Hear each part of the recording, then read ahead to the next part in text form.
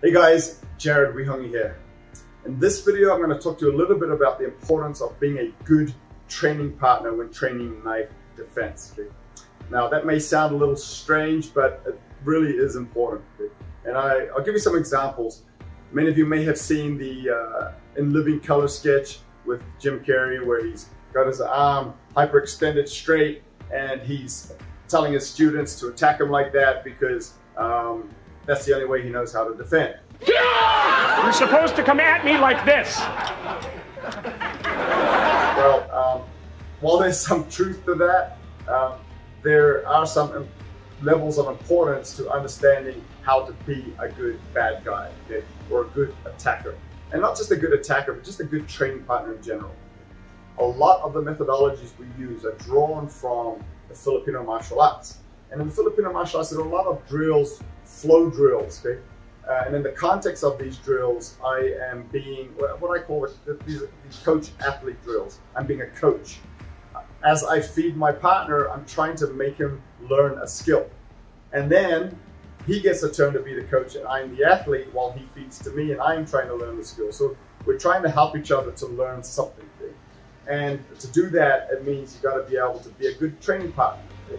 Know how to be a coach. The idea of drills, not just flow drills, but even isolating techniques. The idea is to help your partner succeed. Okay? Succeed in learning what it is that the learning objectives are. Okay? And if you're not being a good partner, you can make it difficult for your partner to learn. Okay? So focus on what are the learning objectives here. For example, if we're learning how to defend against an overhand attack, and every time I attack, I feed down here, right? A low line attack. And then you say, oh, but the reality is in combat, I don't know what the attack is going to be. Well, there's some truth to that.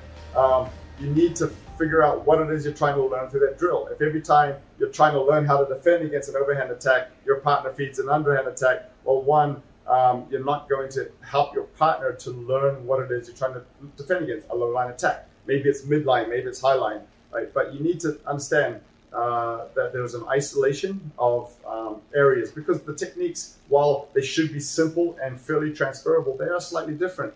And what I mean by that is defending against a high line attack, I may have my hand orientated upward or my forearm from the elbow to my hand.